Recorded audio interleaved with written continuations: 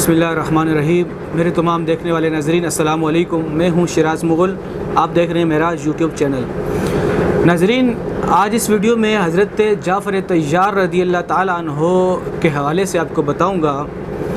और चूँकि जमादियुल औला इसी महीने में आपकी जो शहादत हुई वो इसी महीने में हुई, तो उसी मुनासबत से आपको मैं इस वीडियो में एक तो ये बताऊँगा इनको तैयार क्यों कहते हैं, और उससे पहले आपको मैं बताता हूँ कि एक दफ़ा आप रज़ी अल्लाह ताला अन्हो को नबी पाक सल्लल्लाहु अलैहि वसल्लम ने तबलीग के लिए भेजा हबशा के अंदर। चूँकि हबशा के अंदर उस वक़्त ईसाइयों की सल्तनत थी, ईसाइयों की हुकूमत थी, तो तबलीग के लिए भेज दिया कि आप जाके वहाँ के लोगों को तबलीग करें ताकि लोग मुसलमान हों, ताकि लोग इस्लाम की दावत को कबूल करें। तो हज़रत जाफ़र तैयार रज़ी अल्लाह ताला अन्हो उस जो जमात थी, उस जमात का ख़तीब बना के भेजा, जो जहाँ पर वहाँ जाके हबशा के अंदर वो खिताबत करते थे। उस वक़्त चूँकि कुरैश मक्का को ये चीज़ मालूम थी और वो चाहते थे कि किसी भी तरीके से इस्लाम ना फैले, इस्लाम को यहीं रोका जाए, मक्का से बाहर भी ना जाए। लेकिन वो ये चीज़ समझ रहे थे अगर मक्का से बाहर जाता है तो इस्लाम पूरी दुनिया में जाएगा। जिस तरह वो तबलीग करने के लिए हबशा के अंदर गए तो उन्हें ये शक था कि वहाँ से भी इस्लाम बढ़ेगा। तो वो कुरैश मक्का वो जो वहाँ का बादशाह था, हबशा का जो नजाशी बादशाह था, उसके पास गए और उसको कहने लगे कि तुम्हारी सल्तनत के अंदर, तुम्हारे मुल्क के अंदर ऐसे लोग आए हैं जो इस्लाम की दावत देते हैं, इसकी वजह से तुम्हारी सल्तनत को भी नुकसान हो सकता है, तुम्हारी रियाया को भी नुकसान दे सकते हैं, तुम्हारी जो हुकूमत है ये भी तुम्हारे से जा सकती है। तो हबशा का जो हुक्मरान था उसने कहा ठीक है, मैं इनको बुलाता हूँ। वो थोड़ा समझदार भी था, वो तौरात अंजील पढ़ता भी था, उसको मालूमात भी थी किताब के हवाले से। तो उसने कहा मैं तुम्हारी बात सुनकर फैसला नहीं करूँगा, उनको बुलाता हूँ, देखता हूँ उनका क्या जवाब आता है। तो जो हुक्मरान था उसने इन असहाबा को बुलाया, दावत दी कि आप हमारे दरबार में आए। तो वहाँ पर जब इन तक ये बात पहुँची, उन्हें पता था चूँकि हुक्मरान बुला रहे हैं, वो किसी न किसी वजह से बुला रहा है, वो उसे पता होगा कि हम लोग इस्लाम की दावत दे रहे हैं। तो वहाँ पर आपस में इन्होंने मशावरत की। तो हज़रत तैयार रज़ी अल्लाह ताला अन्हो को जो 7 सहाबी थे, उन्होंने कहा कि हम जाके वहाँ पुरअमन तरीके से, चूँकि हमारे पीछे बज़ाहिर कोई बड़ी सपोर्ट तो नहीं है, और वाकई में जिस तरह रोमन एम्पायर की सपोर्ट थी इन ईसाइयों को, मुसलमानों के पीछे बज़ाहिर तो कोई सपोर्ट नहीं थी, लेकिन अल्लाह की मदद ज़रूर थी, पीछे मोहम्मद सल्लल्लाहु अलैहि वसल्लम की सपोर्ट ज़रूर थी, लेकिन देखने में पीछे बैक पे कोई बड़ी सुल्तनत नहीं थी। तो हज़रत जाफ़र तैयार रज़ी अल्लाह ताला अन्हु ने कहा अल्लाह रहम करेगा, हम जाते हैं, जाके जो अल्लाह के नबी ने हमें दीन सिखाया हम ज़रूर उसकी दावत देंगे। तो सहाबा चले उसके दरबार में, तो आपस में बातचीत हुई।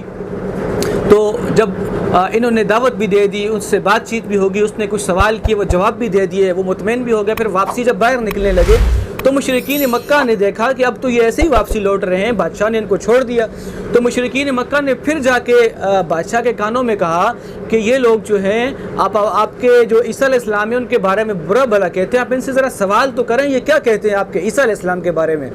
तो वो वापसी फिर ईसाई बादशाह था उसने बुलाया दोबारा। तो उसने पूछा कि हमारे ईसा अलैहिस्सलाम के बारे में तुम्हारा क्या ईमान है। तो हज़रत जाफ़र तैयार रज़ी अल्लाह ताला अन्हो खड़े हुए और कहने लगे कि हमारे नबी सल्लल्लाहु अलैहि वसल्लम ने बताया कि हज़रत ईसा अल्लाह के रसूल हैं, पैगंबर हैं और वो नबी हैं, उनके बारे में हमारा ये अकीदा है, और वो तबलीग करने आए थे, वो पैगंबर थे। तो जब ईसाई ने ये बात सुनी, बादशाह ने उसने कहा ठीक है, हमने भी किताबों में यही पढ़ा है। तो वहाँ पर भी जो मुशरिकीन मक्का जो रोकने की कोशिशें कर रहे थे, मुसलमानों के साथ जो साजिशें कर रहे थे, वहाँ पर रोक दी गई। तो वहाँ से आगे इस्लाम बढ़ना शुरू हुआ।